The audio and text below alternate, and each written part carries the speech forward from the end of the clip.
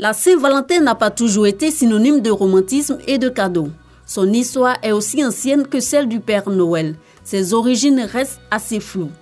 Valentin était un Romain qui a vécu au IIIe siècle sous le règne de l'empereur Claude II, surnommé Claude le Cruel.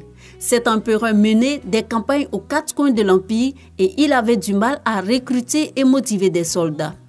Pour lui, c'était sans doute à cause de leur famille. Alors, il a décidé d'interdire les mariages. Malgré cet ordre, un prêtre continua de célébrer des mariages. Il s'agit de Valentin. Quand l'empereur le sut, il le fit arrêter et condamner à mort. Pendant qu'il attendait son exécution, Valentin rencontra la fille de son gardien, Julia, une aveugle. L'histoire raconte que juste avant d'être décapité, il lui a rendu la vue et lui envoya un message signé « Ton Valentin ». C'est de là que serait issue la coutume de s'envoyer des messages à l'occasion de la Saint-Valentin.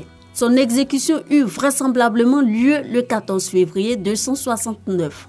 Autour du 5e siècle, en l'honneur de son sacrifice pour l'amour, l'Église décida de canoniser le prêtre Valentin qui devint alors Saint-Valentin qui signifie santé et vigueur. Pour rester dans la légende, la Saint-Valentin a été créée pour contrer une ancienne fête païenne qui était en vigueur chez les Romains, les Lupercales, car elle nuisait au christianisme. C'était un hommage au dieu de la fécondité, Lupercus.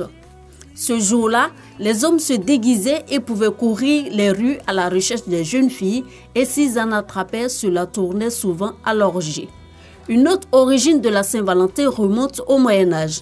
À cette époque, une croyance se répandit en France et en Angleterre, selon laquelle la saison des amours chez les oiseaux débutait le 14 février et que, prenant exemple sur eux, les hommes trouvaient ce jour propice à la déclaration amoureuse.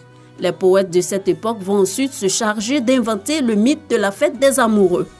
Depuis le XVIe siècle, la tradition veut que l'on offre des fleurs à l'être aimé pour la Saint-Valentin. C'est au XIXe siècle que le phénomène va connaître son véritable essor avec la création des Valentins, des petits mots doux que les amoureux s'envoient.